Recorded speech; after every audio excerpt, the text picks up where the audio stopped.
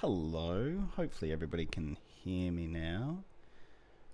I'll quickly pop this one out.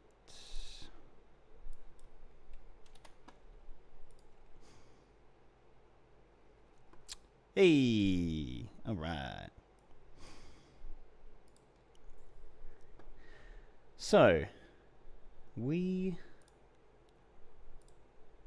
are going to be reading more from Caleb's book, BreadTube Serves Imperialism. It's already horrendous. Very, very terrible. So, I guess getting straight into it, we've got chapter 2, which is about 40 pages long. We are indeed, unfortunately, back. So, the name BreadTube is derived from a book published in 1892 by anarchist Russian activist Peter Kropotkin. I'm going to say it was only this year that I realized that BreadTube had something to do with Kropotkin. I just assumed that it was linked to how white all of LeftTube was. I literally just thought BreadTube was like LeftTube so white. But now so Caleb's one up on me on this one. So there you go. So the book, entitled The Conquest of Bread and nicknamed The Bread Book, is considered a primary text of anarcho-communism. In the book, Kropotkin critiques both feudalism and capitalism, proposing a decentralized, voluntarist, collective society as the alternative. Peter Kropotkin's ideas were fundamentally opposed to those of the Bolsheviks, who ultimately toppled the Tsarist autocracy and later established the Soviet government in October of 1917. However, to discount Kropotkin and his ideas would be mistaken. That's poor writing. The legacy of Peter Kropotkin. Kropotkin was born in the Russian aristocracy, but from his youth he became dedicated to the liberation of the Russian peasantry, who were brutally repressed. Kropotkin joined the International Workingmen's Association, the First International, and worked alongside some of the most important revolutionary thinkers of the age. He spent years in prison for his beliefs and took great risks. And when the Russian Revolution occurred in 1917, Kropotkin embraced it as a positive development despite his criticisms and ideological differences. When Kropotkin died in 1921, Lenin personally approved a funeral procession of thousands of people to march in his honor. In 1957, the Soviet government named a subway station in his honor. God, talk about repetition in writing. You can't end... Unless that is a literary device, ending each following sentence like that with "in his honor," which it isn't, you shouldn't be doing that, Caleb. Like I said yesterday, I will edit your books for you. You're probably also not going to like a lot of the comments that I leave in the margins, but there you go. Kropotkin's influence spread well beyond Russia. Many anarchists and leftist intellectuals across the world found his work and writings to be inspiring. Among those who were influenced by Kropotkin's work was a young man named Mao Zedong. Before joining the Chinese Communist Party at its founding Congress in 1921, Mao Zedong was the leader of a Kropotkinist organization called the New People's Study Society, and many see the influence of Kropotkin popping up throughout Mao's life as a revolutionary and statesman. The primary difference that Kropotkin had with the Bolsheviks was about who in Russian society should be the focus of the revolutionary movement. Kropotkin's focus was on the peasantry as the backbone of a potential revolution, while the Bolsheviks, as Marxists, viewed industrial workers as the sector of society where revolutionary work should be focused. Kropotkin rejected some of Marx's economic ideas, arguing that the concept of surplus value was mistaken. As an anarchist, Kropotkin argued that a post-capitalist society could only be built voluntarily, and that attempts to reform or seize political power were a waste of time. Kropotkin's vision was for the Russian peasantry to seize control of land themselves and begin growing crops cooperatively, much like German peasants had done during the event of 1524 to 1525.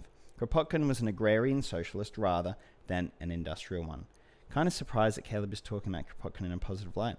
I know, it doesn't he doesn't have the snark and the vitriol that he usually directs at people that aren't full-on Marxist-Leninists. Chapters 4 to 12 of his magnum opus, for which the BreadTube community has taken its name, are dedicated to laying an intricate vision of his ideal society of a decentralized, voluntary socialism with vast abundance.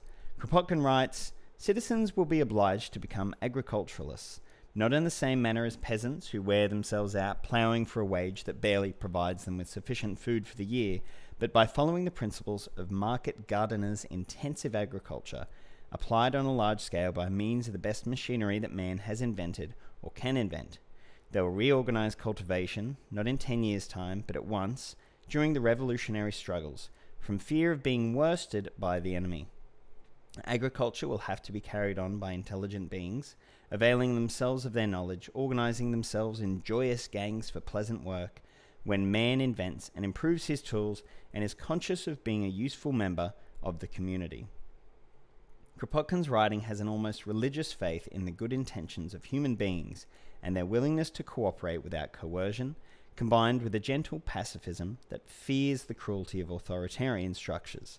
He writes, "We shall see then what a variety of trades mutually cooperating on a spot of the globe and animated by the social revolution can do to feed, clothe, house, and supply with all manner of luxuries millions of intelligent men. We need write no fiction to prove this. What we are sure of, what has already been experimented upon and recognized as practical, would suffice to carry it into effect, if the attempt were fertilized, vivified by the daring inspiration of the revolution and the spontaneous impulse of the masses." So I will say, once again, another point for Caleb. He's actually including references to the works of these people. Very interesting. However, despite holding a vision of a voluntary society where all cooperate with each other in the absence of coercion, Kropotkin was not opposed to using force and violence to achieve his goals. The anarchist organizations and networks he associated with throughout Europe advocated propaganda of the deed, the use of bombings and assassinations in the hopes of sparking a rebellion among the wider population. How much Kropotkin was directly involved in such activities remains unclear, but it is clear that many people who were inspired by Kropotkin's teachings and worked with his organizations engaged in left adventurist terrorism. What? Did he just make that up? I never heard of that before in my life. In 1916, most anarchists and revolutionary socialists were protesting and opposing the war between imperialist powers. Kropotkin published his Manifesto of the 16 that announced support for British and American imperialism in their war against Germany, Austria, and Turkey. This earned Kropotkin a large amount of scorn and was seen as a slap in the face and betrayal of the many socialists like Rosa Luxemburg and Eugene Debs, who went to prison for opposing the war. Peter Kropotkin is a figure that is worthy of respect despite criticisms of his political line and actions. He was willing to make great sacrifices and take great risks on behalf of oppressed peasants and factory workers, and he did a great deal to put forward a vision of post-capitalist society that would resolve the injustices of the world. Marxists, of course, reject left adventurism and terrorism along with idealistic fairy tales. They favor instead to build a mass movement of workers to seize control of the state and create a rational, centrally planned economy to eliminate all scarcity, marching towards the ultimate goal of a stateless, classless world. I mean, so I know he's a Marxist, but, like, no, we're not going to go into it. He can have it. That being said, he very clearly has at least done somewhat of a misunderstanding of Kropotkin. Yeah, and he is going to, like, I'm surprised that he's been so good faith about Kropotkin, seeing what we did in both the introduction and chapter 1. But yeah, obviously he doesn't just have a perspective, he is biased towards his ideology. For example, Kropotkin's work, fields, factories, and workshops. Kropotkin wanted a joint revolutionary act in between industrialists and agriculturalists. Yeah, and this is where it's because Caleb has to differentiate anarchists, Kropotkinist, anarchists from Marxists, so that down the line he can talk about how breadtubers are only Kropotkinites and blah, blah, blah, and they want the peasants something. I'm sure that's going to come up. But yeah, so misrepresenting the work for a specific purpose. The fact that the BreadTube internet universe claims Kropotkin's legacy and presents itself as the main representative of not just Kropotkin's ideas, but all anti-capitalism in 21st century America is deeply problematic. The intellectual laziness and shallow analysis... What? Shallow analysis could be the subtitle for this book, Caleb. Presented by various BreadTube voices is a total disservice to his legacy, however complex it may be. The Mayor Kropotkinus, yeah, right?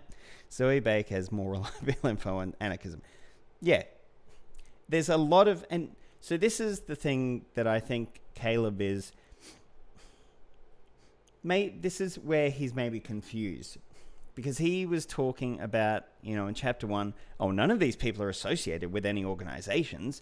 And here, like the fact that the BreadTube internet universe claims Kropotkin's legacy and presents itself as the main representative of not just Kropotkin's ideas, but all anti-capitalism in 21st century America, like, I don't think they do. It's a bunch of, individual content creators who are all kind of academic and, as such, enjoy talking about ideas and enjoy analyzing things and obviously have their own perspectives and ideologies. I think Caleb is trying to, because he is part of organizations, and that's the kind of role that he sees, a vanguard organization taking. And so he has to, in his mind, his kind of ontological view is that, well, then BreadTube must be an organization, and as such, because they're more popular than, whatever communist organizations Caleb's a part of now, and they're not saying what he wants, they're a counter gang, and they're paid by the CIA, and blah, blah, blah, blah, blah. Instead of just recognizing that the fact that individual content creators on YouTube now can just become popular and famous, and they talk about the left. So I think he's gone off half-cocked. I like this chapter better because it's funny to read over the clattered grammar mistakes. At least in this one, he's making gross character Yeah. This is, it's a nice little Wikipedia article, or it's a bit of a news article about the history of blah, blah, blah. As opposed to, like you said, just the really vile shit that he was saying yesterday. Well, saying in the previous chapter that I was saying yesterday. The Marxist definition of capitalism. The teachings of Karl Marx understand socialism to be a result of the innate human drive for progress and the expansion of productive forces. For most of humanity's existence, we lived as hunter-gatherers in tribes. The first social revolution came with the domestication of animals and the growing of crops. The dawn of agriculture brought forth a new mode of production and a new set of social relations to correspond with it. Soon society was divided between landowners and slaves. Eventually, feudalism, a more efficient mode of production, replaced slavery. In the 1700s, capitalism emerged in Europe as the mercantile classes replaced the kings and nobles, and industrial production replaced subsistence farming. Capitalism resulted in the creation of two social classes, the bourgeoisie and the proletariat.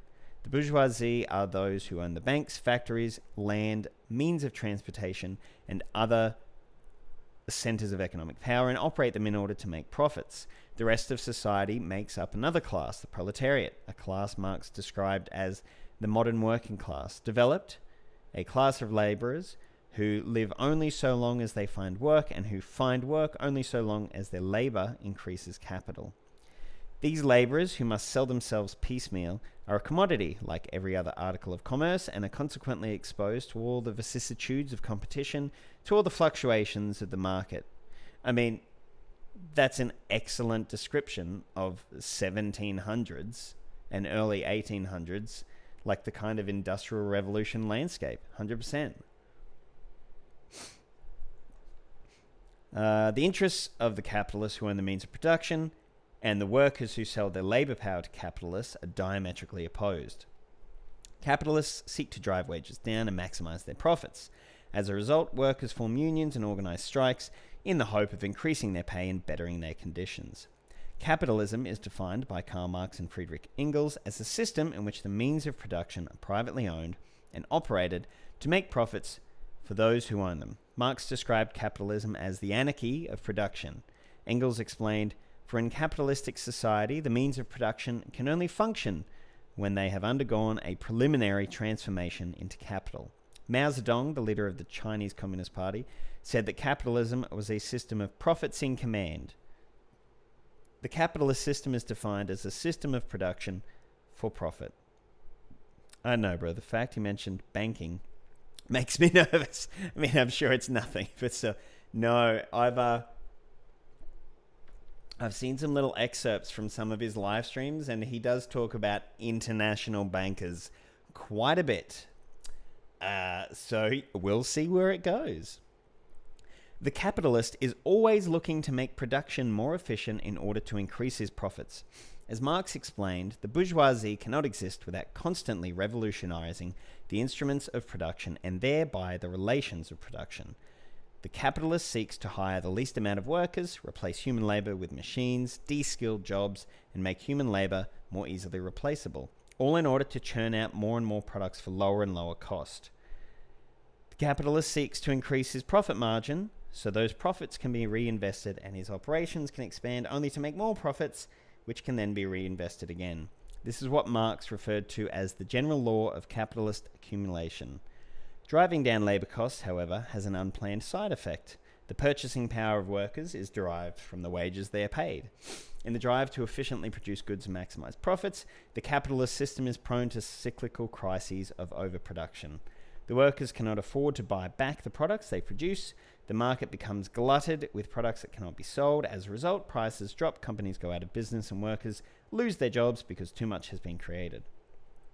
Marx wrote in his text, The Poverty of Philosophy, from day to day it has become clearer that the production relations in which the bourgeoisie moves have not a simple, uniform character, but a dual character, that in the self-same relations in which wealth is produced, poverty is also produced, that in the self-same relations in which there is a development of the productive forces, there is also a force producing repression, that these relations produce bourgeois wealth, i.e. the wealth of the bourgeois class, only by continually annihilating the wealth of the individual members of this class and by producing an ever-growing proletariat. This problem of abundance creating poverty is uniquely capitalist. In previous systems, people starved because not enough food had been created, but in capitalism, starvation can occur because too much food has been produced. In previous systems, homelessness resulted from a lack of housing, but in the aftermath of the 2008 financial crisis, when the housing bubble burst, many Americans lost their homes or became homeless because too much housing had been constructed. I don't think that's a fair representation of the subprime crisis. Like financial speculation was the biggest, one of the biggest contributors to that. And, go off on that, but it's not just because too many homes had been constructed. Marxists often will cite a parable dialogue between a coal miner and his son. Also, was it Mansa Musa, who was like the richest person in history, a West African king? And when he traveled through, I believe it was ancient Rome, he threw out so much gold that Rome had inflation for 2 years after that. So it's not just, and that was well before, even feudalism. I mean, again, it's all very reductionist and all very simplistic. So, son, Father, I am very cold. Why can't we light the stove? Father, we cannot light the stove because we don't have any coal. Son, why don't we have any coal? Father, because I lost my job at the coal mine and we do not have any money to purchase coal. Son, why did you lose your job at the coal mine? Father, because there is too much coal. Okay. Friedrich Engels explained why cyclical economic crises result from the built-in problem of production organized for profit in his text Socialism, Utopian and Scientific, writing, "The whole mechanism of the capitalist mode of production breaks down under the pressure of the productive forces its own creations. It is no longer able to turn all this mass of means of production into capital. They lie fallow, and for that very reason, the Industrial Reserve Army must also lie fallow. Means of production, means of subsistence, available labourers, all the elements of production and of general wealth are present in abundance." So, I'm not a Marxist. I think there are interesting ideas in Marx. I like listening to Richard Wolff talk, but that could be because of his kind of Jersey or New York little, colloquialisms. But Marx was writing about the same time as Charles Darwin. And Charles Darwin, also, revolutionary. But people today that are interested in evolution aren't only looking at Charles Darwin. Like, that's now an introductory text. And they are looking at all the advancements that have happened in the field of evolutionary studies over the last, 170-ish years? Caleb's preoccupation with, understanding the theory and going back only to this kind of thing, it's like, what's happened since then, dude? Like I said before, he tried to take Carl's, we're on first name terms, where he tried to take Marx's, one of his pieces of, writing and apply it wholly to the 2008 financial crisis, which it wasn't. Like, it didn't just map onto it one-to-one. Like, maybe there is stuff in Marxism that you could apply to the subprime crisis, but it wasn't just that capitalism bad. It was specifically about the bundling up of debt and the financial speculation on that debt. Your voice is great. You should do audiobooks. Oh, thank you. Also, I don't think it's Manson Wants anymore. Pretty sure Musk and Bezos surpassed him now. That's depressing. My day is ruined. The trials and tribulations of Caleb Maupin, the wandering leftist. He is wild. Imperialism, the capitalism of our time. Much of BreadTube's discussion of capitalism centers around the inequity of relations between employers and employees. This is certainly a very big aspect of Marxian analysis of capitalism. Marx described the alienating environment of the worker, the way workers are reduced to appendages of machines who sell their labor power to the employer like any other commodity. Marx described how the worker is not paid the full value of his labor, with the surplus value being stolen from in order to become the profits of the capitalist. However, the bulk of Marx's analysis was focused on the problems that flow from production being organized for profits, as shown above. The irrational profit motive leads to capital centralizing into fewer and fewer hands, gluts overproduction, poverty amidst plenty, and all kinds of social chaos. In the aftermath of Marx's death, Vladimir Lenin analyzed the further development of capitalism. So I'm just going to stop here and go back up for a second. So I think where he's going to go, and one of the things that I also am not upset about, but wish that, people on the left could do more of, is international relations. And so that was my degree. And so, also I'm not American. And so when the vast majority of the analysis is on kind of American capitalism and individuals in that system, like, I get that, but I think there is a lot of space that the left is giving up to the kind of people on the right who have very oversimplistic answers and analysis of international relations, but that they're the kind of only voices in that space. So I think I can agree on that kind of premise, but I doubt we're going to agree where it goes. Lenin showed that increasingly the industries became dominated by financial institutions and that the banks who supply credit become the central institutions in Western countries. In the 1890s, capitalism in the United States, Britain, France, Germany, and other Western countries became dominated by huge conglomerates. Banks and industries tied together in huge trusts as multinational corporations spread their tentacles across the globe. The Western monopolies worked to stop economic development in Africa, Asia, and Latin America and maintain their dominance in global trade. Excess commodities were dumped onto the developing world that served as a captive market. This higher stage of capitalism was called imperialism. So, being a modern history teacher, I don't agree. I don't think imperialism has to have a capitalistic... Oh, I've just realized why they call it why imperialism for them has to come from capitalism, because then it means that, like, the Soviets weren't imperialist, right? Okay. I get you, Lenin. Lenin described the 5 stages of imperialism. We have to begin with as precise and full a definition of imperialism as possible. Imperialism is a specific historical stage of capitalism.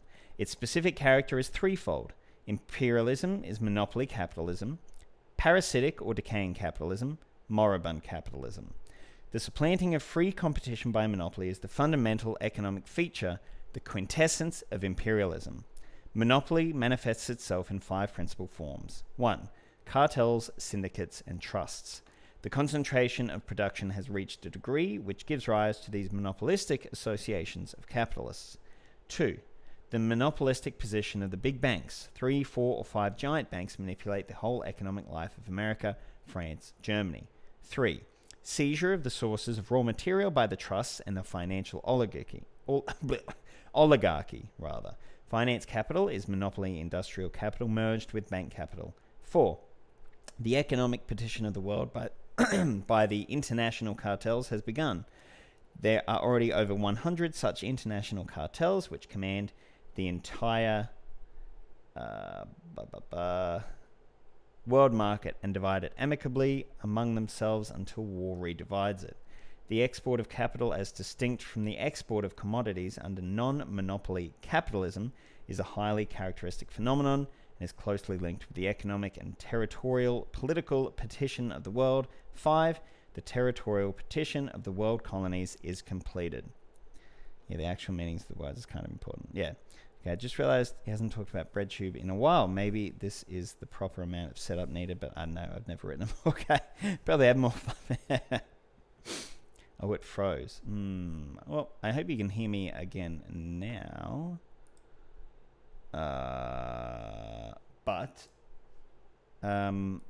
Yeah, he's not like I said last night. It seems as though he's had a couple of run-ins with a couple of people on BreadTube, and he's decided to write an entire book debunking them, but he's got nothing except, I mean, all of this stuff. Obviously, he knows about Marx and Lenin and the Soviet Union and the history of blah, blah, blah, because he loves it all. This is his jam. This is his bag. But, yeah, he said basically nothing about BreadTube for ages now. It's just like, oh, CIA ops and there's some bad people. Anyway, let me tell you about Lenin.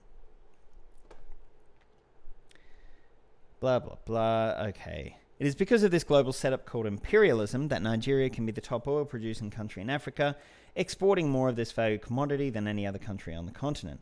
Yet they still have only 62% literacy, along with a very low life expectancy and a high infant mortality rate, according to the CIA World Factbook. Bro, you hate the CIA. What? You can't quote the CIA World Factbook. You fucking hate them. Oh, bro. Is the CIA World Factbook where he also learnt that BreadTube are the main representatives of Marxism online? It is because of imperialism that Honduras and Guatemala... Okay, so this is his weird reductionist... Like this is where he's showing his bias. Because, modern monetary and fiscal policy and the interaction that it has in a globalized system is very complex. Like, all of these things are very complex. And yes, there are things like exploitation and all of that, and, you know, countries continuing to exploit Africa, obviously. But just to say it is because of imperialism that Honduras and Guatemala are drug and gang-infested countries where much of the population lacks access to education and running water. Like, dude, you can't just make that, like, particularly when you're just looking at, yeah, right? You can't just quote the CIA like that when you hate them so much. But yeah, and he's using something from 100 years ago. Like this list of 5 things that Lenin came up with. Lenin, who was also not ideologically neutral. Like and look, you know, critical theory, like in international relations, also says that, you know, everybody is talking about something. But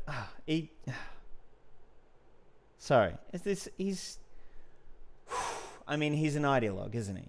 I guess that's what I just need to be like, oh, Caleb the ideologue. He's read all the Marx, he's read all the Lenin, he loves them, he loves the Soviet Union. Okay. In comparison, Nicaragua, which has broken out of imperialism, has been able to roll back poverty and raise living standards. What does he mean by broken out of imperialism? The Central American countries that have economies and governments dominated by the United States are kept poor, subject to foreign domination and impoverishment. When the British colonized India and Bangladesh, they burned the looms and forced people that had been weaving for thousands of years to import their cloth from British textile mills. In more recent... But why is that, dude? Like, you can't just say it like that, as though that... I mean, the East India Trading Company. Like, you need to go into the history of why that is. And it's because specific companies were going to India. Like, you can't... okay.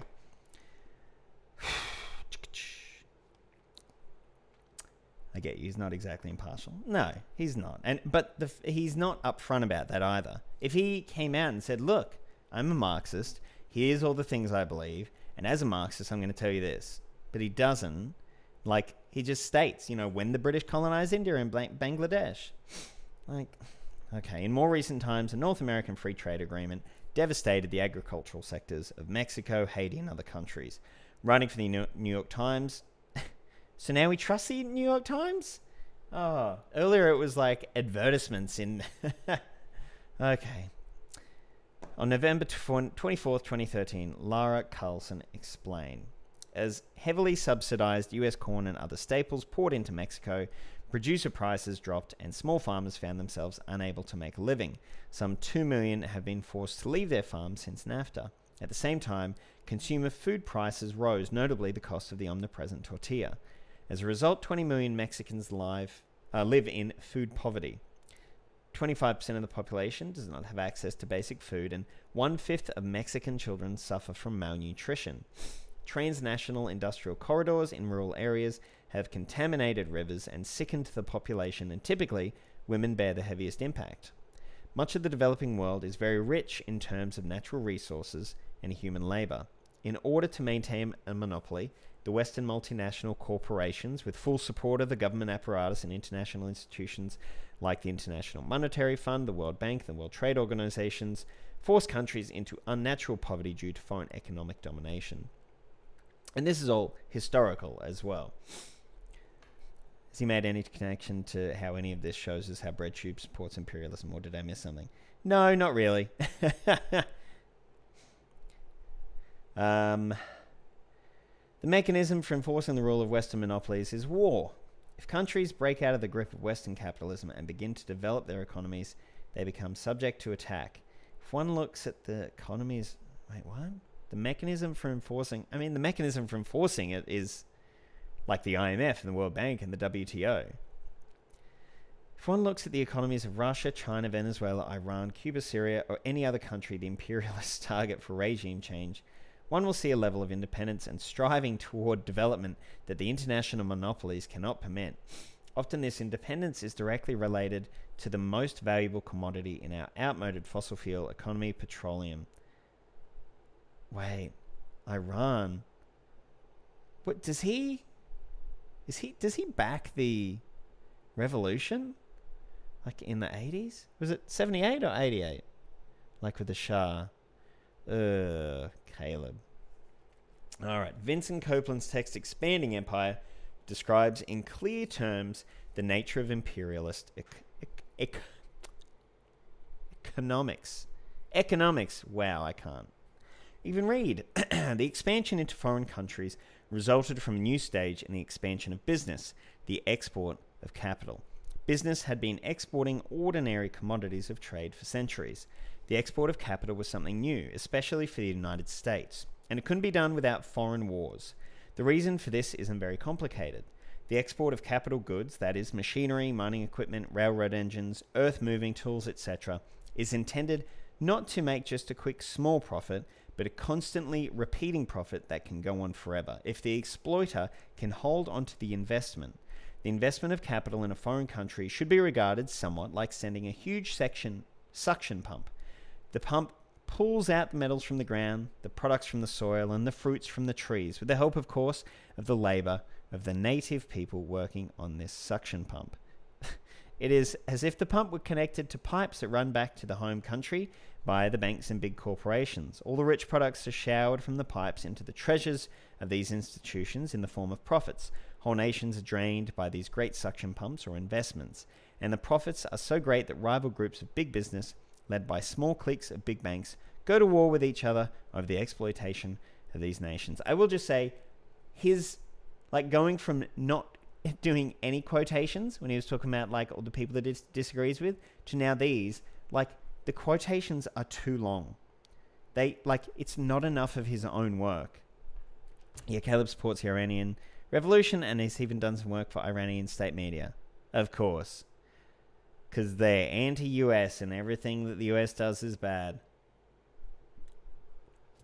Okay, and so it's that thing that I was saying before then, that imperialism has to be an outshoot of capitalism, because then you can look at socialist countries and you can't accuse them of imperialism. Oh, man. we're back, finally. BreadTube voices tend to talk of capitalism in merely the simple factory floor analogies, rather than... I don't think I've ever heard... Maybe, ContraPoints has done factory floor analogies. But nearly all the BreadTubers that I've heard talking about capitalism talk about it as in, service industry jobs and stuff. The majority of the jobs that most people are doing now in the West. Rather than understanding the concentration of global economic power in the hands of monopolistic associations. BreadTubers talk of pencil factories, where workers produce the pencils, but a capitalist gets the profits. These analogies are certainly relevant in understanding the nature of capitalist production, but BreadTube voices obscure the big picture for a microcosm that obscures analysis of global events. Could you give us an example? No, he can't, can he? Which is interesting, given Caleb isn't on good terms with Jason Uri, who works for Press TV. Lots of MLs support the economies of Iran, Russia, and Ukraine as if they're not capitalist imperialists. All right. See that Jason, who is it? Unruhu? I'm just going to say Jason. I think I've seen people, seen thumbnails of, response videos to him, but I've never actually even, listened to anything. But is there lots of, infighting on the ML tanky left, is there? Basically, two people who effectively work for the state who don't think highly of each other. Furthermore, BreadTube voices tend to argue that anything resembling Lenin's analysis of capitalism in its imperialist stage is somehow anti-Semitic. BreadTubers will often claim that references to bankers, international bankers, or globalism is merely a coded repackaging of Nazi conspiracy theories about Jewish global domination. This allegation is absurd and would render not just all adherents of Marxism-Leninism, but also many liberal critics of globalization, such as Noam Chomsky, Arundhati Roy, and Naomi Klein, to be Nazi propagandists. But, so they're not... Okay, when people point out the thing about international bankers, they're not saying you are a Nazi propagandist. They're saying, oh, that train of thought, can end not well. Watch out, because people do couch their terms, the far right, the alt-right, do couch things that they believe about Jewish people as international bankers. 3 brackets, he's so disingenuous. Even when, Okay. The world is not dominated by low-level businessmen who own individual factories, but by an elite of ultra-rich, globally oriented capitalists. These capitalists do not focus their business efforts on a single national market. The ruling class of Wall Street and London are globalists, and they dominate the world economy with gigantic financial institutions, international banks. To analyze a world of gigantic multinational corporations that beat down entire nations simply in terms of the inequity between the owners of an allegorical pencil factory and his employees is simply inadequate. By declaring analysis of gigantic corporations or finance capitalists dominating the world to be fascist or Trump-like, BreadTube is, in essence, blocking out and cancelling essential contemporary Marxist analysis. Okay.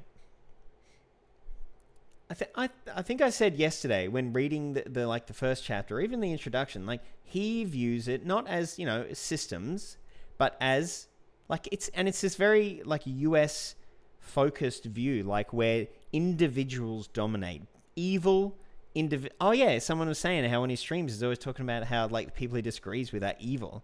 And that's what he's viewing it, because so I'm obviously Australian, you can pick that. But seeing right-wingers in the US be so preoccupied with Fauci, it's not one dude that's ruling, the health of America.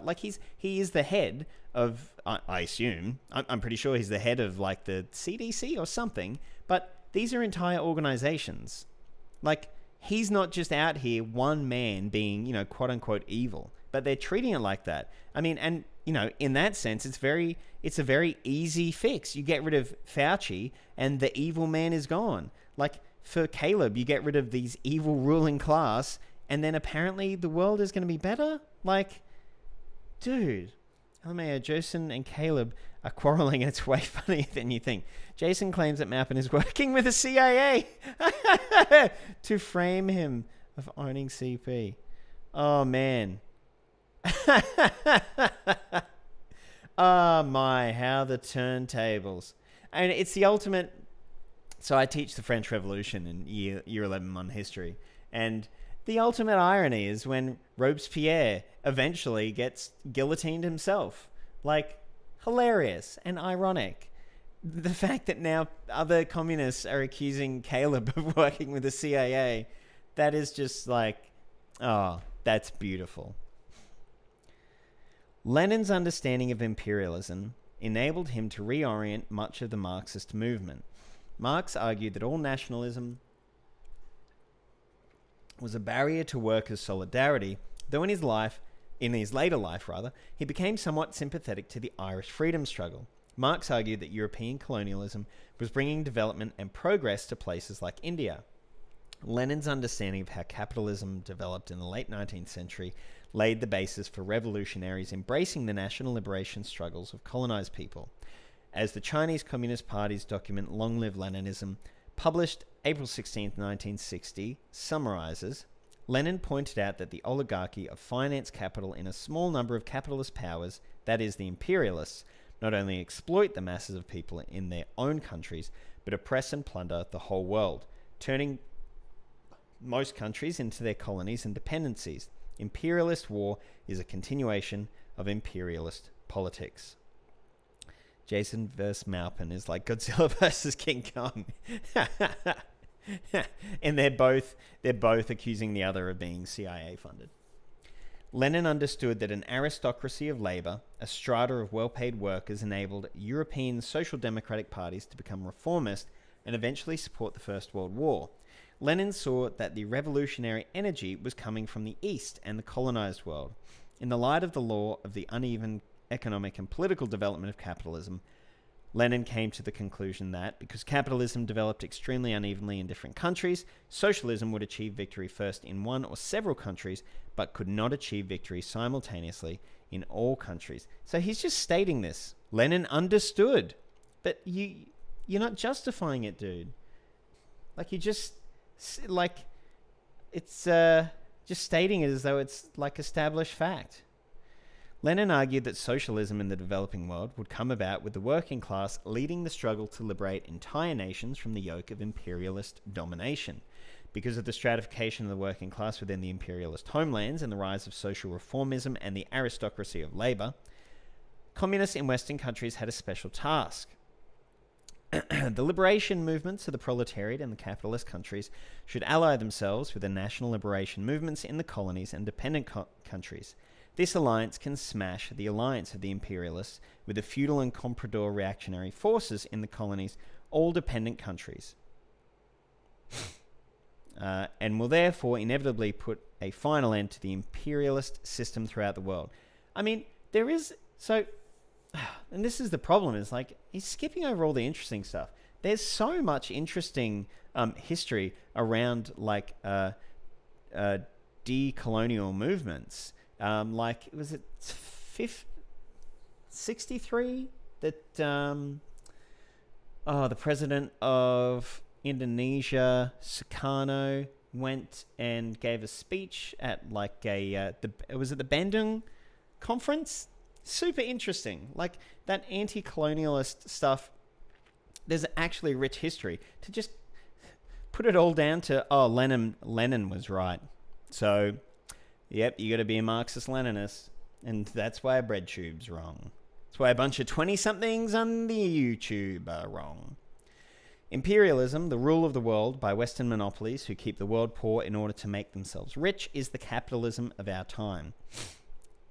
Okay. Opposing capitalism in our times means opposing imperialism. Okay, this is his whole point, and this understanding is essential, especially for those living in the imperialist world centers. The lack of any analysis of imperialism and anti-imperialism, and the constant allegation that those who do analyze such things are covert anti-Semites, reveals a very big flaw in the BreadTube sphere and its viewpoints. But dude, like, you are constantly alleging that people that you don't like are, like, covert CIA operatives. Like, what are you talking about? What page are we up to? Okay. God, I think we're about halfway there for this chapter. The Marxist definition of socialism. Marxism views socialism as resolving the inherent contradictions of capitalism, a system of production organized to make profits. Socialism is when the means of production become public property and are forced by the state to serve society overall, not the profits of private owners. I thought capitalism was the capitalism of our time. I mean, yeah, the fact that it's still around would lead one to believe that capitalism is in fact the capitalism of our time. It's almost like imperialism is the imperialism of our time. Marx did... Oh, okay. And so Caleb's thinking that he's like a continuation of this revolutionary like lineage, and now he's fighting the capitalism of our time, which is imperialism, because everything's changed. And to do that, he has to try and shit on Thought Slime. Okay, Marx distinguished between the higher stages of communism, the ultimate ideal of a stateless, classless world, and the lower stage of communism, i.e. socialism. Marx, Engels, Lenin, and other scientific socialists specifically defined socialism, the lower stage of communism. In the Communist Manifesto, Marx wrote, "The proletariat will use its political supremacy to wrest by degree all capital from the bourgeoisie, to centralize all instruments of production in the hands of the state, i.e. of the proletariat, organized as the ruling class, and to increase the total productive forces as rapidly as possible."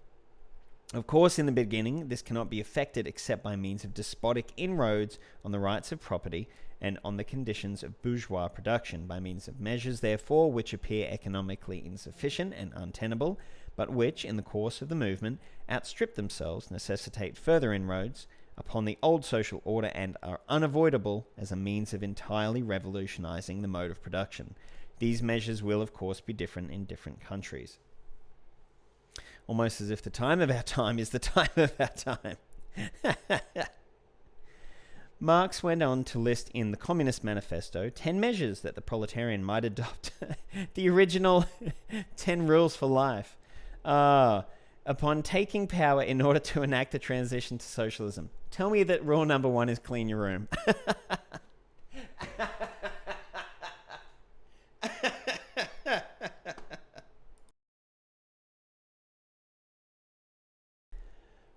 All right. This list is commonly misrepresented by libertarians and rightists who point to planks such as income tax and public education as proof the USA is already a communist country. Social democrats and reformists will also sometimes misrepresent this list. In his pamphlet, Socialism, Utopian and Scientific, Friedrich Engels also defined socialism. He wrote, "The proletarian seizes the public power, and by means of this transforms the socialized means of production, slipping from the hands of the bourgeoisie into public property. By this act, the proletariat frees the means of production from the character of capital they have thus far borne, and gives their socialized character complete freedom to work itself out. Socialized production upon a predetermined plan becomes henceforth possible." Using different words, Engels explained, whilst the capitalist mode of production more and more completely transforms the great majority of the population into proletarians, it creates the power which, under penalty of its own destruction, is forced to accomplish this revolution. Whilst it forces on more and more of the transformation of the vast means of production, already socialized, into state property, it shows itself the way to accomplishing this revolution. The proletariat seizes political power and turns the means of production into state property. So, but this point, like, this is where you can tell they're writing 170 years ago, because capitalists also understand this. Like, they understand that if you just have the vast majority of your nation is an underclass, they're gonna revolt. Like, was it a couple of years ago that Bill Gates and Warren Buffett, I think, together released a book like Moral Capitalism, or the moral case for capitalism, or why capitalism has to become moral, something like that. Because they recognize, and that's why they're not totally, let's ignore the United States for a minute, because they seem very extreme. But in most countries, you have, universal healthcare. You have superannuation systems and pension systems. You have means of public support. You have state-run public transport. Like, these conditions don't exist anymore, at least not in the West, which is Caleb's audience. So he also wrote, "This point is now reached. Their political and intellectual bankruptcy is scarcely any longer a secret to the bourgeoisie themselves." Oh, there you go. Their economic bankruptcy recurs regularly every 10 years. In every crisis, society is suffocated beneath the weight of its own productive forces and products, which it cannot use, and stand helpless, face to face with the absurd contradiction that the producers have nothing to consume because consumers are wanting. The expansive forces of the means of production burst the bonds that the capitalist mode of production had imposed upon them. Their deliverance from these bonds is the one precondition for an unbroken, constantly accelerated development of the productive forces, and therewith for a practically unlimited increase of production itself. Nor is this all. The socialized appropriation of the means of production does away not only with the present artificial restrictions upon production, but also with the positive waste and devastation of productive forces and products that are at the present time the inevitable concomitants of production, and that reach their height in the crises. Further, it sets free for the community at large a mass of means of production and of products by doing away with the senseless extravagance of the ruling classes of today and their political representatives. The possibility of securing for every member of society by means of socialized production an existence not only fully sufficient materially and becoming day by day more full, but an existence guaranteeing to all the free development and exercise of their physical and mental faculties. This possibility is now for the first time here, but it is here with the seizing of the means of production by society. Production of commodities is done away with, and simultaneously the mastery of the product over the producer. Anarchy in social production is replaced by systematic, definite organization. The struggle for individual existence disappears. Then, for the first time, man, in a certain sense, is finally marked off from the rest of the animal kingdom and emerges from mere animal conditions of existence into really human ones. God, like I said before, way too much quotation. Like, dude. But also, again, like, we have had other things come into play since then. What and maybe he has talked about this, but what is his view on Keynesianism? Like, what is his view on modern monetary policy? Like, these things have been implemented to try and deal with some of the contradictions within capitalism. Some are more effective, some are less effective. Why'd you almost spit out yogurt? Oh, it said before that Marx released a list of 10 things that the proletariat could do, and I was like, the original 10 rules for life. And hopefully the first one was clean your room, and then by step 10, after clean your room, step 10 is revolution. In his book The State and Revolution, Lenin defined. It has got boring. I'm hoping to try and power through the rest of it and then just make a video about how bad of a person Caleb is. Just a gross little person. But thank you for coming. Defined socialism, the lower stage of communism, in the following passages. It is this communist society which has just emerged into the light of day out of the womb of capitalism, and which is in every respect stamped with the birthmarks of the old society. The Marx terms the first or lower phase of communist society. The means of production are no longer the private property of individuals. The means of production belong to the whole of society. Every member of society performing a certain part of the socially necessary work receives a certificate from society to the effect that he has done a certain amount of work, and with a certificate he receives from the public store of consumer goods a corresponding quantity of products. After deduction is made of the amount of labour which goes to the public fund, every worker therefore receives from society as much as he has given to it. Lenin also clarifies, the first phase of communism, therefore, cannot yet provide justice and equality. Differences and unjust differences in wealth will still persist. He then goes on to make clear, and so, in the first phase of communist society, usually called socialism, bourgeois law is not abolished in its entirety, but only in part, only in proportion to the economic revolution so far attained, i.e. only in respect of the means of production. Bourgeois law recognizes them as the private property of individuals. Socialism converts them into common property. To that extent, and to that extent alone, bourgeois law disappears. Marx wasn't a statist. Probably the most blatant distortion of Marxism that is spread in the BreadTube universe is the belief that somehow Marx did not believe in creating a centrally planned economy or having the means of production become public property. As the previous quotations make clear, this is the very definitive act of the social revolution that overturns capitalism and creates socialism, yet with smug arrogance and childish desperation. The BreadTube voices insist that this cannot be the case.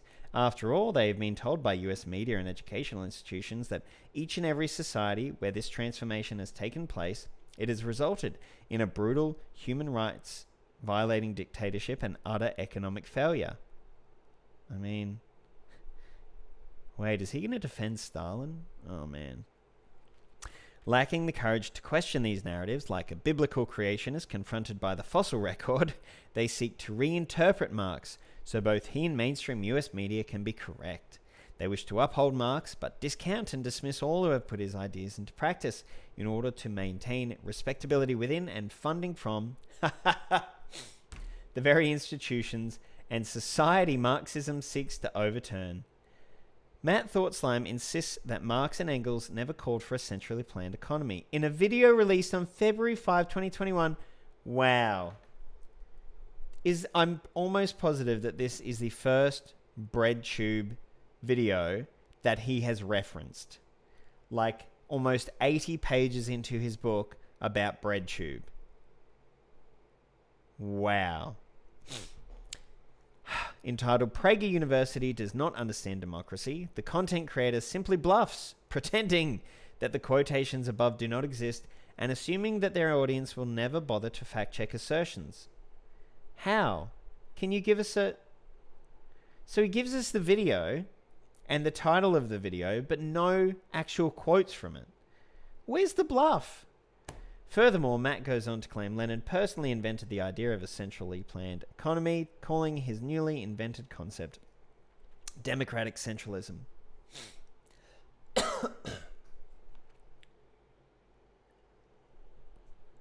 A simple Google search for the term democratic centralism shows how laughingly inaccurate and ignorant this social media appointed expert is. Not a social media appointed expert, it's someone that makes videos, bro. Democratic centralism was the model for decision-making in Lenin's Party of a New Type. Democratic centralism was a process through which the Bolshevik Party made decisions and obligated all members to carry them out. It's distinguished the Vanguard Party model from the looser social democratic organizing methods of the Russian Social Democratic Labour Party, i.e. the Mensheviks. It has nothing to do with economic planning in a socialist state. It is a method of political organizing by Marxists under capitalism in order to take power. Such a gaffe should be embarrassing and discrediting, but Matt Thoughtslime has not been discredited for spreading such blatant misinformation. Over 200,000 people have watched this misinformative video about socialism, most of them probably believing its contents to be accurate. Oh man. Ian Koczynski also claims with the authority of the algorithm with the authority of the algorithms. So, is Caleb also a little salty that his videos don't do as well as these guys? These other peoples? Frequently claims Marx wasn't a statist. To justify this, he utilizes a quotation from Marx's Civil War in France. Matt Thoughtslime also invokes this quotation, where Marx proclaims the working class cannot simply lay hold of the ready-made state machinery and wield it for its own purposes. The misuse of this quotation seethes with ignorance, if not blatant intentional deception. Caleb, you would know about blatant intentional deception.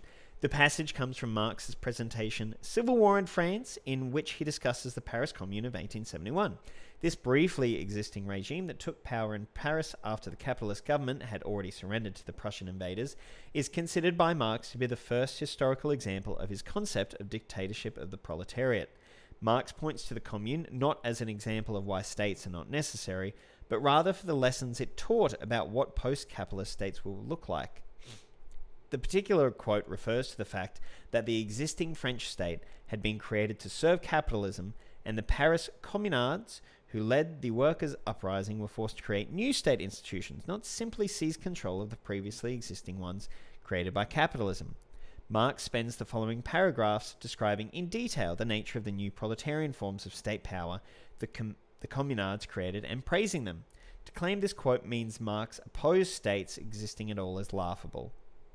Oh god, here is the entire passage from Marx. So 2 people on YouTube misquoted Marx or took a quote out of context, and it's getting pages from Caleb. Like, this doesn't... out of a 200-page book, this thing so far has got more than 1% of the entire time. And his claim is that BreadTube serves imperialism. Although now we know what he means by imperialism. So, yeah, I guess it's a lower bar than I had thought. Alright, here is the entire passage from Marx. But the working class cannot simply lay hold of the ready-made state machinery and wield it for its own purposes.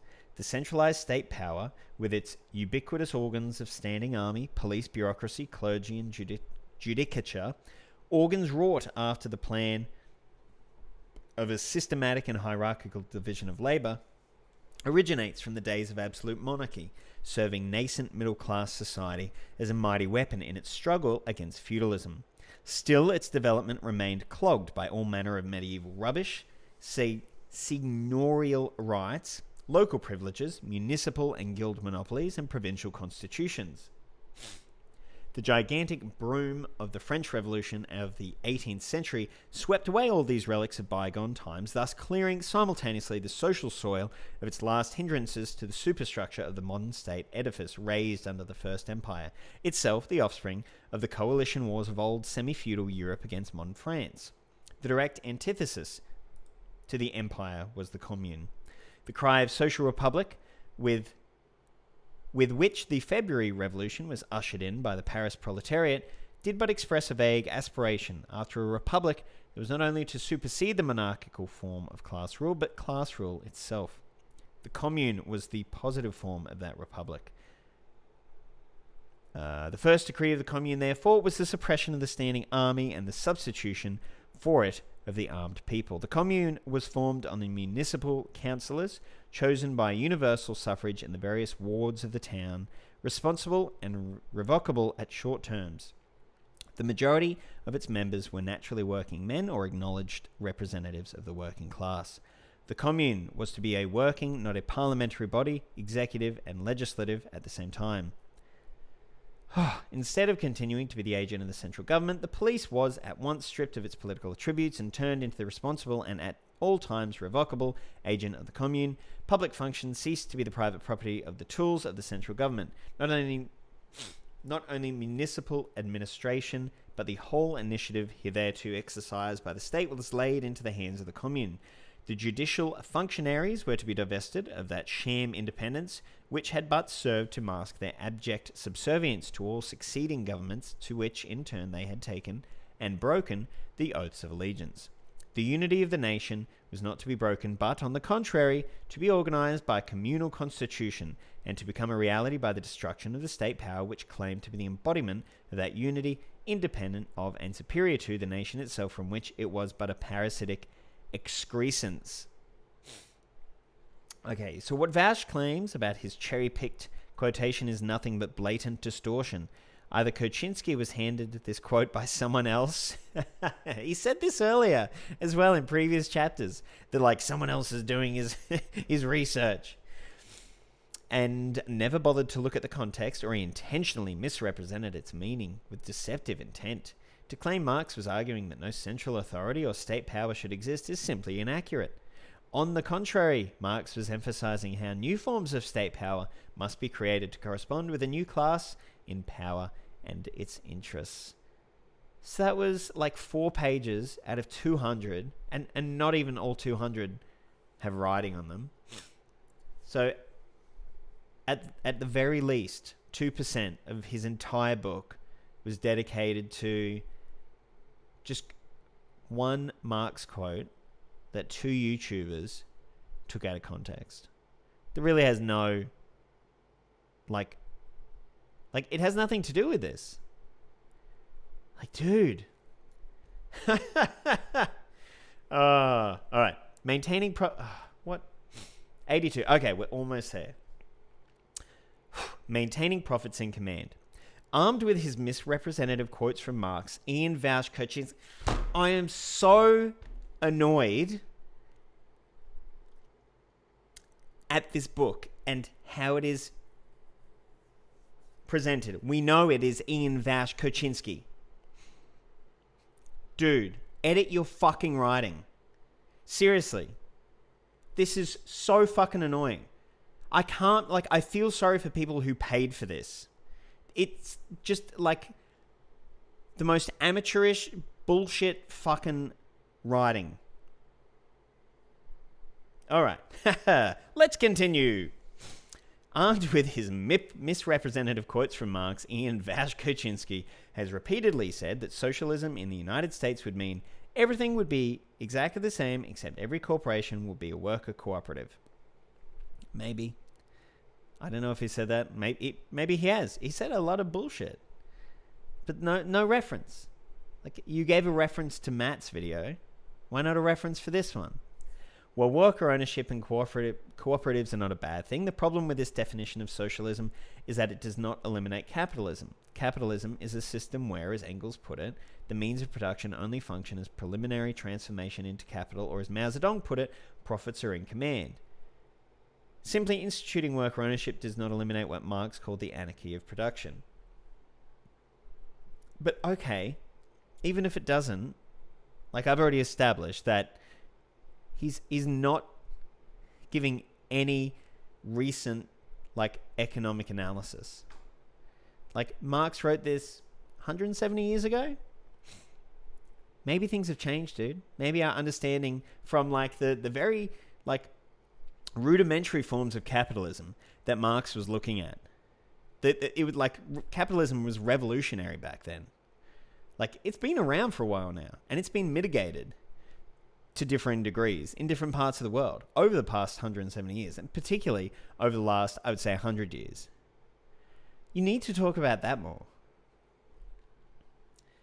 Employee stock ownership programs, co-determination, co-partnership, or profit sharing are not at all foreign to capitalism. Furthermore, those putting forth these ideas have generally not been socialists, but theoreticians and academics assigned with the task of making capitalist corporations more productive and efficient. Okay, but if it increases people's material conditions, surely that's a good thing. Like, he's just got this stick up his own ass about, like, being a Marxist and being a Marxist activist, and apparently wanting to be the most prominent Marxist activist on YouTube, I guess.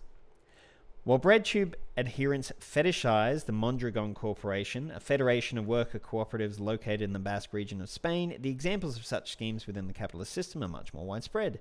The Oxford University Act of 1854 in Britain required that the faculty of the university be represented on the board of directors. The Port of London Act of 1908 passed such a requirement for representation of dock workers on the board governing London's port. The Weimar Republic in Germany passed the Supervisory Board Act of 1922, requiring labour unions to have representation on the board of directors of corporations.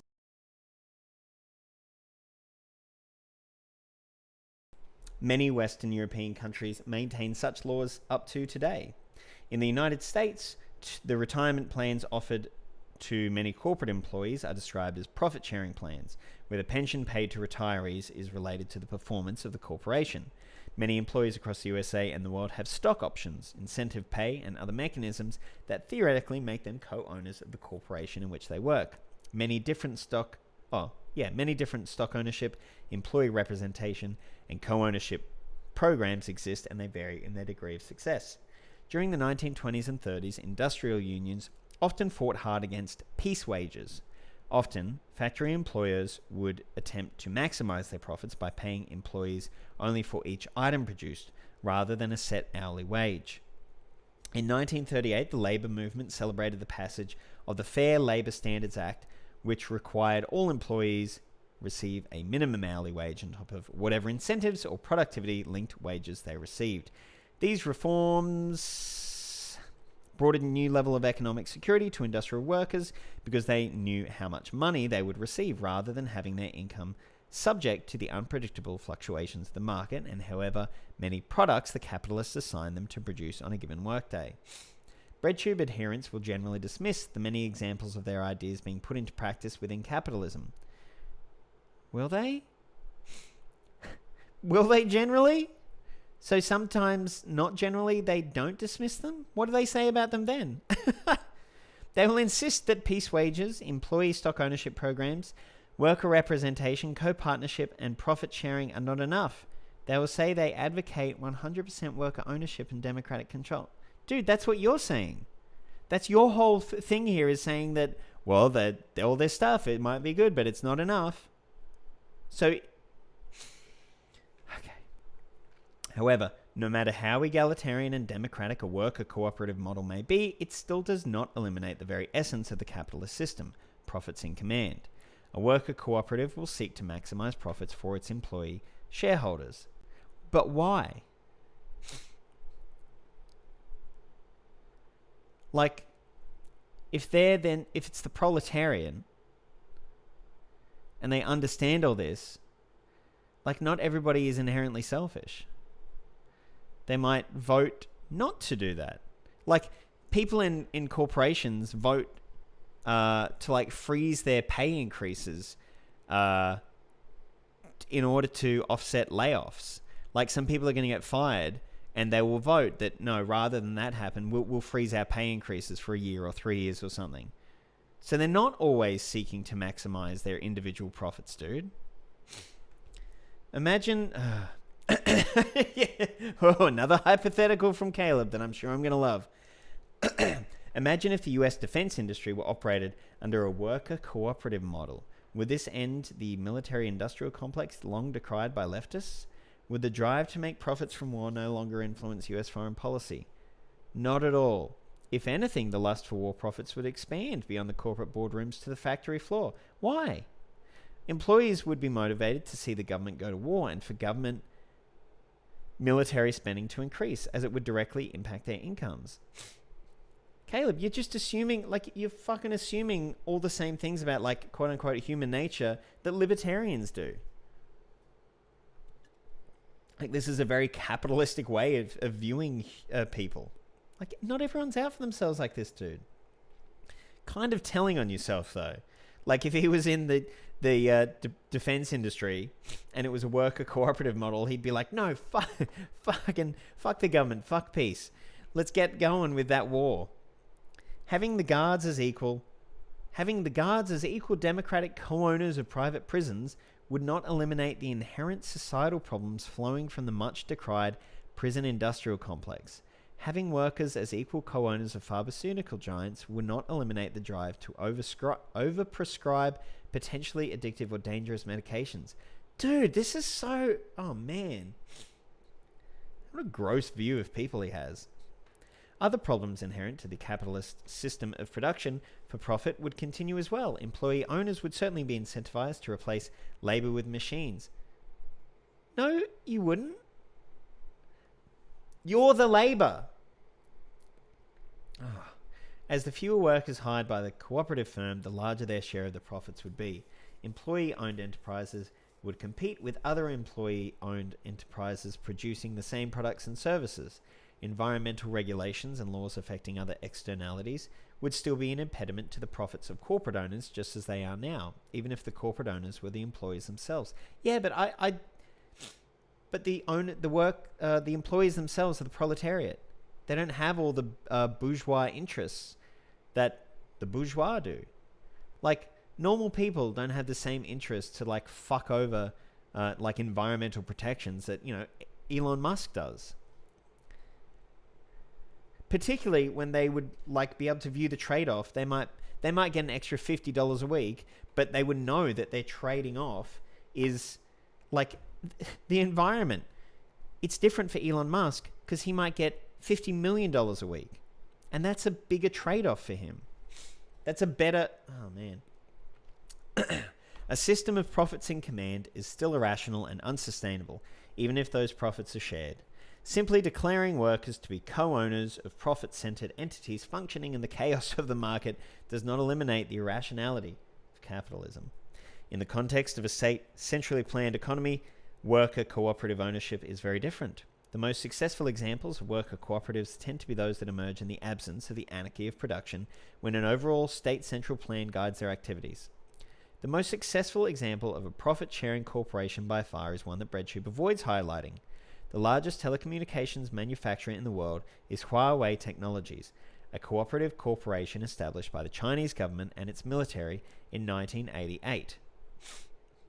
An article in Harvard Business Review published on September 24, 2015, hails it as a case study of when profit sharing works and speaks of the company in glowing terms. In the context of China's 5-year economic plans, receiving huge subsidies and directions from the state and military, Huawei has become very successful. The model of worker ownership, profit sharing, and coordination with state central planning and a socialist economy has made Huawei a model that many corporations in the capitalist world have studied. Huawei is widely respected for its efficiency and success.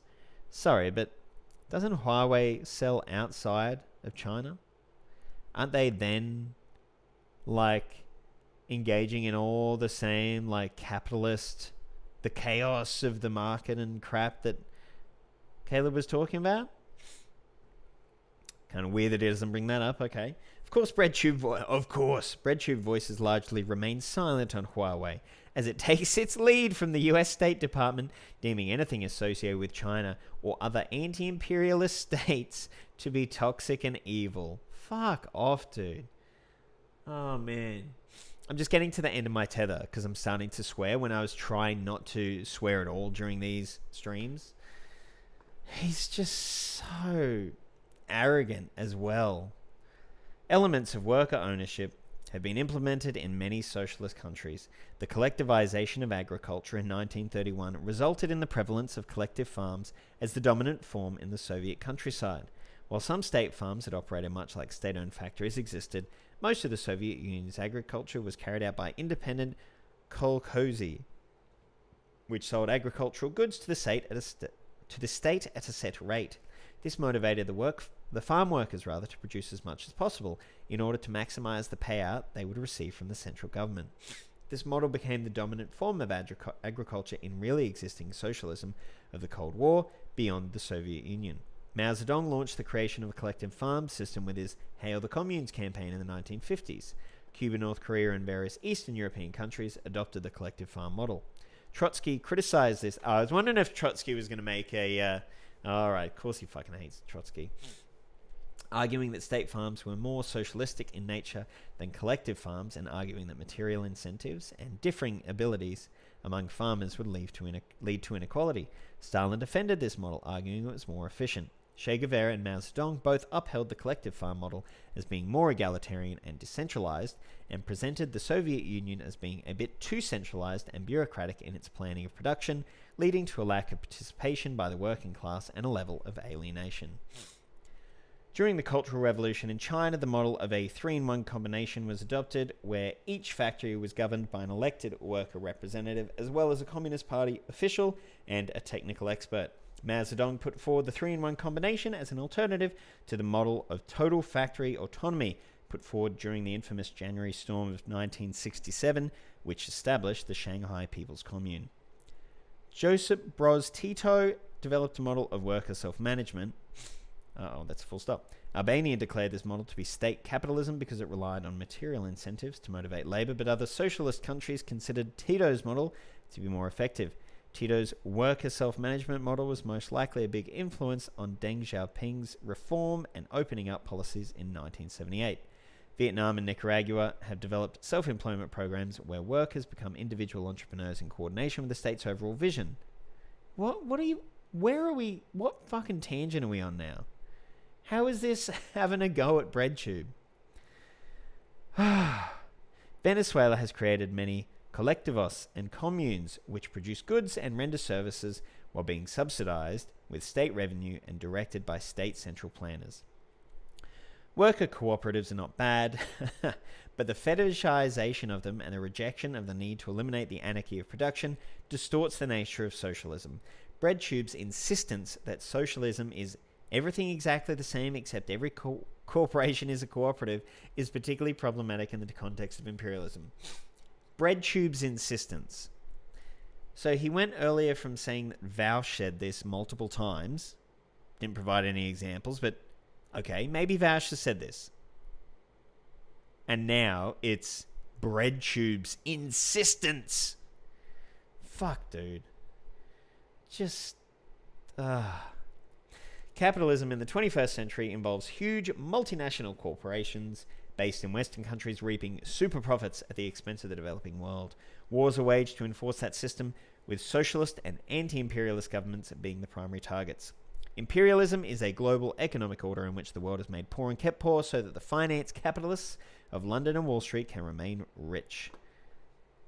Simply offering a greater share of the super profits of empire to the workers within the imperialist homeland is not dismantling this global system. If anything, it is a scheme that would likely stabilize and enhance it. Citation needed, bro. The myth of the 20th century. How long have we got? Alright, underlying BreadTube's redefinition of socialism is the same motivation and sentiments that are highly present in Trotskyism, anarchism, social democracy, and other brands of left-wing anti-communism. Alright, in the United States, anti-communist propaganda about the 20th century is widespread and inculcated among the population. It is so central to the rhetoric of every faction in the ruling class that repeating it is almost mandatory for any voice that seeks to avoid being marginalized. In order to conform to the party line that is almost universal among every faction of the US ruling class, BreadTube must accept the premise that communism failed everywhere it has ever been tried. Bro, they don't. They don't say that. Like, maybe Vaush does? Maybe he's just watched a whole bunch of Vaush? It's brutal. It is tragic that so many adherents of socialism who claim to oppose the capitalist system are so cowardly that they cannot state what is obvious. Socialism works. When Yale economist Dr. Richard Wolff debated Stephen Destiny Bennell, he confronted this mythology head-on, proclaiming, "I have no idea what this silly remark that I so often hear, that no socialist society has succeeded at anything. I have no idea what you are talking about. Let me give you an example. One of the most important metrics used in the economics profession around the world to assess the success of an economic system is the rate of economic growth. You measure GDP and you look at how it grows over time, and then you compare one country to another to assess their relative success, not a society's, because that's a vague generality. It's not the only metric, but it's a widely used one, so I'm now going to use it. In the 20th century, the fastest growing GDP in any country measured was the Soviet Union. And in the 21st century we're living in, the fastest growing GDP in the world has been the People's Republic of China. This is not an endorsement of one or another economic system. It's a statement of facts verified by any reliable source of information, the UN, the projects of the University of California at Berkeley, and others who keep track of this.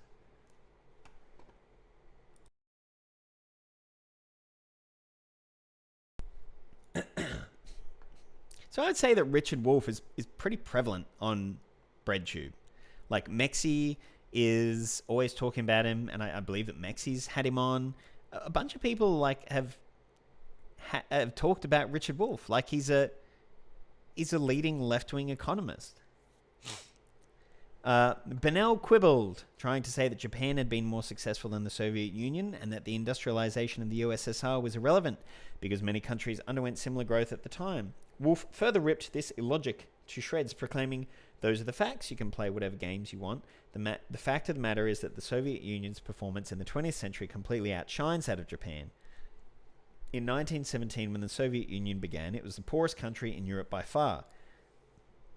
It then goes through 70 years of World War One. Of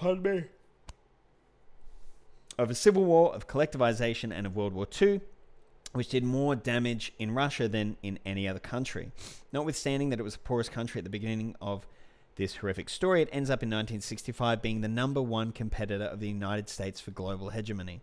That's only because of its number one status in economic growth that it achieved the overcoming of all those horrific losses. I'm not arguing in favor of this or that about the Soviet Union, but the fact of its achievement is a staggering reality that you can dance around today and tomorrow, but it doesn't go away because it is inconvenient to confront it. The same thing is true now. If you read Pearl Buck's novels about China before the revolution, you read about a society whose depth of poverty literally blows your mind. And here they are about to surpass the United States by the end of this decade, and that was accomplished by a communist revolution and a government that has been run by a communist party to this day. BreadTube's insistence that socialism is merely a worker cooperative scheme reveals further the thesis of this book. Okay, I'm just going to pause here because one of the biggest advocates of worker co-ops is Richard Wolff. His book is literally what's it called? It's not on my shelf right here. I lent it to my friend. Cooperative democracy or democracy at work. It's Democracy at Work, where he talks about the importance of worker co-ops. And you've just had 2 pages quoting him, blowing Destiny out of the water. Destiny, who isn't even fucking part of BreadTube. I ended up making that old mouthy yells at cloud thing. That is excellent. I cannot wait to see that. All right. BreadTube's insistence that socialism is merely a worker cooperative scheme reveals further the thesis of this book, that I hate BreadTube, that BreadTube is dumb and ugly and no one even wants to ask him out. The BreadTube is largely the creation of the more powerful globalist wing of the ruling class in its efforts to beat back the rebellions of Trump and lower-level capitalists. The pro-imperialist narrative where communist revolutions only made life worse is repeated by BreadTube voices, despite being overwhelmingly inconsistent with reality. Do you have any evidence that they're saying these things? Is that why he included Destiny? So he could, in this part, like say that Destiny disagreed with the Marxist and therefore Destiny's bad when Richard Wolff is actually more prevalent on BreadTube and made those claims? Because BreadTube targets the same governments that the US State Department targets. What? And repeats the same narrative of... targets the governments? What are you talking about? Oh, God. And repeats the same narrative of the 20th century that is widely promoted in US society. It also allows the most common argument against socialism to go unchallenged. Right-wingers have long mocked the comment, "That's not real socialism," which BreadTube-aligned voices frequently fall back on. Evidence! Again! Evidence, bro! During the Iraq War, right-wingers who taunted leftists would carry sarcastic placards reading, "Communism only killed 200 million people, let's try it again." What? There is a refusal of leftists to challenge the historical record, not about human rights or the shortcomings of existing socialist societies, but about basic economic data. This is the greatest weakness of the socialist movement in the United States. However, it fits with the overall weakness of BreadTube's analysis, which is a refusal to confront or discuss imperialism in an age where Western capitalism is imperialism. So there's that... I'm pretty sure I've heard Thought Slime recommend... Is it Vicky1999? I think that might be the YouTuber. Vicky1999. The Real Death Toll of Communism. And they go through and they actually look at, all of these claims, from the Black Book of Communism and et cetera, et cetera. And they've also done a video called The Real Death Toll of Capitalism. So this kind of thing is not like brushed off or disagreed with by leftists on YouTube. Like, dude. All right. Basic economic data shows that the Soviet Union had a consistently high rate of economic growth throughout its existence. In 1917, Russia was an agrarian, undeveloped country. You've literally just included like a page-and-a-half quote from Richard Wolff about this very thing. You can't then just go on and reword it. By 1936, the Soviet Union was fully electrified and had become an industrial powerhouse. The Soviet Union produced more steel and tractors than any other country in the world. It wiped out illiteracy, built a modern university system, and constructed some of the largest power plants in the world. In the field of culture, the Soviet Union spawned the films of Sergei Eisenstein, the music of Shostakovich,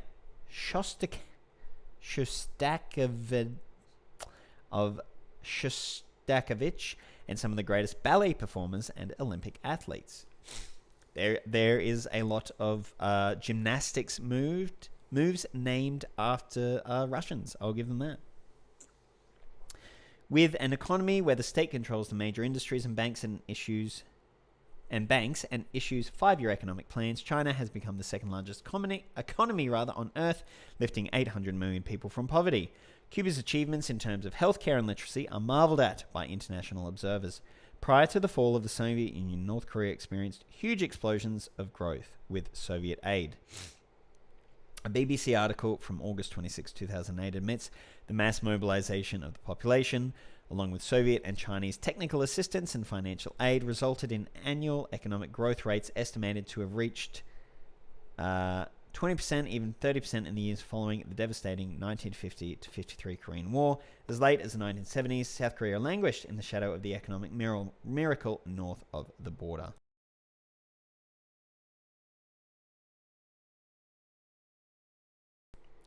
It's pronounced kinda like Shostakovich. Shostakovich. Okay. Thank you. Shostakovich. Ba'athist Arab socialism in Iraq and Syria oh, fuck. Don't you tell me that he's gonna... Oh. Ba'athist... Oh. Not Saddam Hussein. Tell me no. Ba'athist Arab socialism in Iraq and Syria resulted in massive economic achievements in terms of literacy, education, and industrialization. Years of pro-Western regimes have not undone the great achievements of Gamal Abdel Nasser, who took great strides to industrialize Egypt, constructing the Aswan Dam in coordination with the Soviet Union. Kwame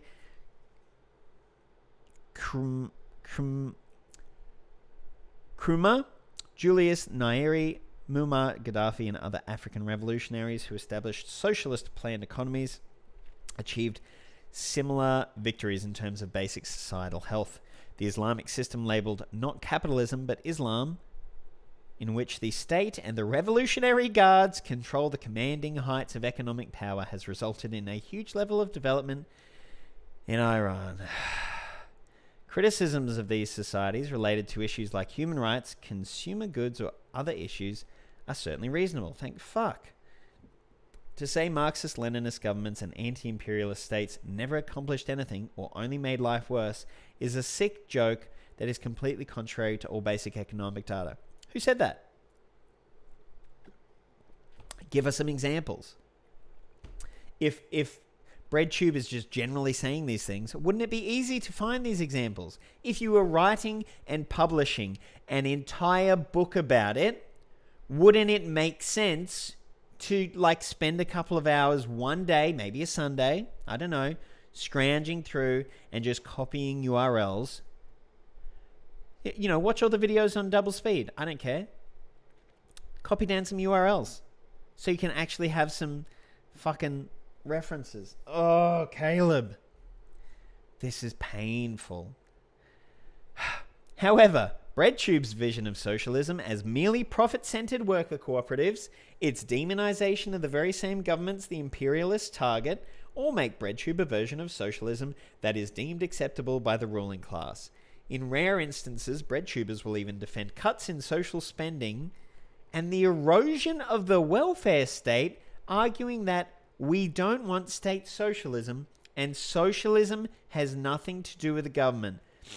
Who said that? Is that Destiny? What?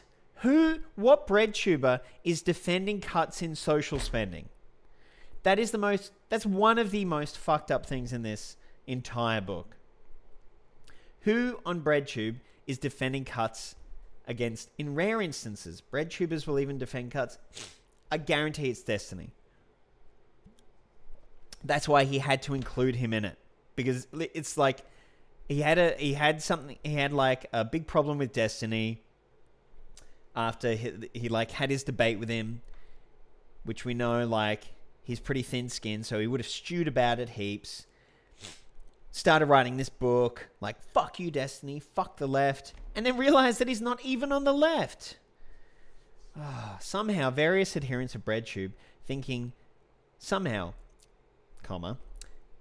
various adherents of BreadTube thinking have determined neoliberal economics and austerity is not a threat to socialism because their worker cooperative schemes will still be permitted. Who? Who has said that? I could just write a book that's Caleb clearly thinks that the smell of his own farts is delightful, and that if more people were to smell his farts, Marxism-Leninism would become more and more popular.